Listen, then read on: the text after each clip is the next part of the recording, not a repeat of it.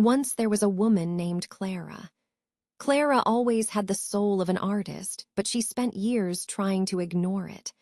Her parents were artists, and her childhood was a constant, quiet struggle. They never had much money. Her mother sculpted whimsical dogs from clay, and her father carved intricate cats from wood. They poured their hearts into their work, but their art rarely paid the bills.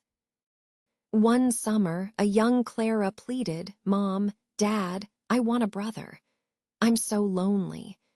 You're always busy with your sculptures, and I've read every book in this house a dozen times. I'm bored. Please, can I have a brother?" Her parents exchanged a sad look. Her mother knelt down. "Sweetheart, we just don't have enough money. I'm so sorry. But look, I'm working on these new pinecone sculptures. I have a good feeling they'll sell really well. Maybe next year we'll have enough." Clara never got a brother. When she went to university, she chose to study law, a path of stability and certainty. She worked tirelessly, determined to become a successful lawyer. Her parents were proud of her, though they couldn't grasp the world she was entering. They knew nothing about law. Whenever they asked about her job, Clara would explain, and they would just smile and say, "Oh, we don't understand a word of that, dear. We're just artists, remember." Clara excelled in her career. She made a lot of money, and by the age of 25, she had bought her own house. Yet a persistent void lingered in her life. Something felt fundamentally wrong. She thought perhaps love was the answer, so she found a boyfriend, but the feeling of emptiness remained. She then tried a girlfriend, but that also felt wrong. There was a missing piece in the puzzle of her life, but she couldn't figure out what it was. One day, while walking home from work, Clara passed a small art supplies shop. It was as if a magnetic force pulled her off the sidewalk. Her body moved on its own. She went inside, bought a set of paints, canvases, and brushes, went straight home, and began to paint. "Why am I doing this?" Clara wondered, but her hands wouldn't stop. The more she painted, the more the void inside her seemed to shrink. The wrongness she had felt for years began to dissolve. She finally understood. She needed to create. Art was the missing piece. She took a few months off from her high-pressure job, telling her boss she needed a personal leave. She spent every waking moment painting. After a few months, Clara stepped back to look at her work. She had filled her home with landscapes, rugged mountains, tranquil seas, and all kinds of beautiful places. She could clearly see her starting point, how clumsy her first attempts had been. But she had inherited her parents' work ethic. She knew that art required relentless practice. Her most recent landscapes were genuinely good. But when Clara returned to work and excitedly showed her paintings to her colleagues, their reactions were lukewarm. "Oh, that's nice," said her friend Sarah. "I sometimes paint coffee mugs. It's so relaxing." Her boss, who saw the world only in terms of profit, asked, do you think you'll sell it?" Clara felt a crushing wave of disappointment. Couldn't they see how much this meant to her? She went home, ready to throw away all her art supplies. But before she did, she decided to try one more thing. Clara started painting portraits. At first, she shyly asked strangers on the street if she could paint them, not trusting her friends to be honest.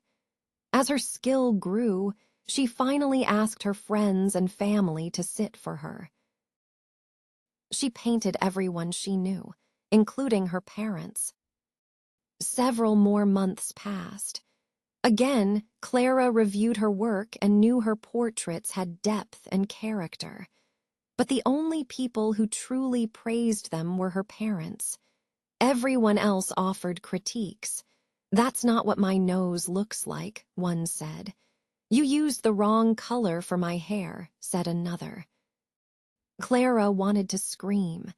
Didn't they understand this was art, not a photograph? She wasn't trying to create a perfect copy. She was trying to quiet the noise inside her soul.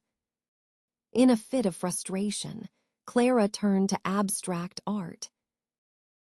Instead of painting what she saw, she painted what she felt. She painted strange, chaotic shapes. She painted angry, jagged lines. She combined colors that clashed and fought on the canvas. She made her work so abstract that even she didn't know what it was supposed to be. Finally, she stopped and stared at her collection of abstract canvases, and she hated them. She loved her landscapes and her portraits, but this abstract work felt like noise. "What is this?" she thought. "I painted this, and I don't even know what it means. Do people actually like this kind of stuff?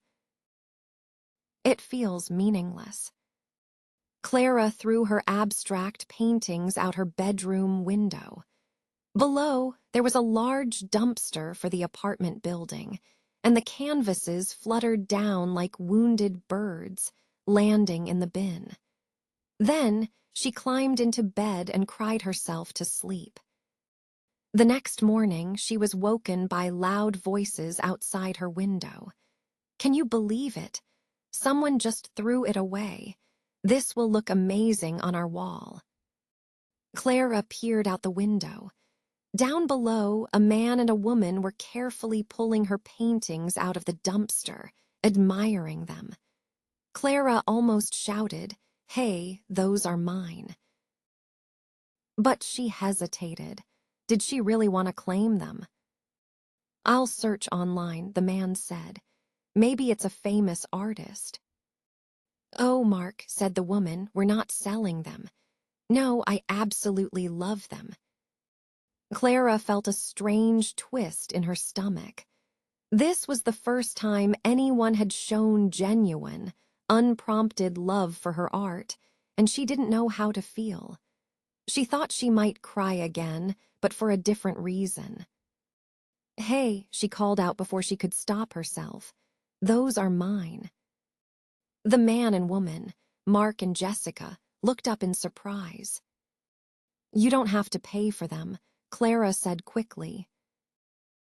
"If they make you happy, you can keep them." "Oh no, of course we'll pay for them," said Jessica. "I can't believe you were going to throw them away." "Give me just 1 minute," said Clara. She quickly got dressed and rushed downstairs. With the help of Mark and Jessica, she retrieved all the abstract paintings and brought them inside her house to talk. And so, Clara discovered that there were people who truly connected with her art. Mark and Jessica spoke for a short time about the colors and shapes they loved, but soon the conversation turned to business. They were art collectors who enjoyed supporting new artists. Clara didn't mention that she had bought her house on her own and didn't need financial help. In fact, as they talked, she realized the money wasn't important at all. That hollow feeling, that wrongness, was gone. It had vanished the moment she saw how much they loved her paintings. Suddenly, she understood her parents. She understood why they spent all their time making those dog and cat sculptures. Maybe those weren't the grand artistic statements they dreamed of making, but they made the sculptures with skill, and people loved them. The joy was in the connection. Surely, Clara thought, it's easier to make money painting portraits than these strange abstract things. She had always seen herself as a painter of portraits and landscapes. She wasn't a strange person, and she always thought abstract artists were strange. Mark and Jessica bought the paintings and hung them in their house. They sent Clara pictures, and it was nice to see her work cherished in someone's home. But once the paintings were gone, she found she didn't dwell on them. She was already working on the next piece. She painted more and more abstract art.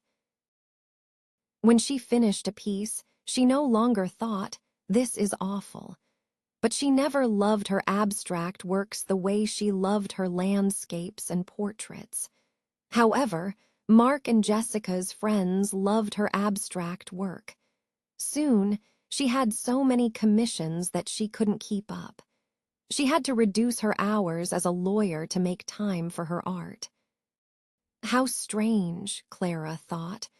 I always assumed Mom and Dad were making art for themselves. And when I started, I was only making art for myself. But now, it feels like a gift I'm giving to everyone else. And so, more and more houses filled up with Clara's paintings.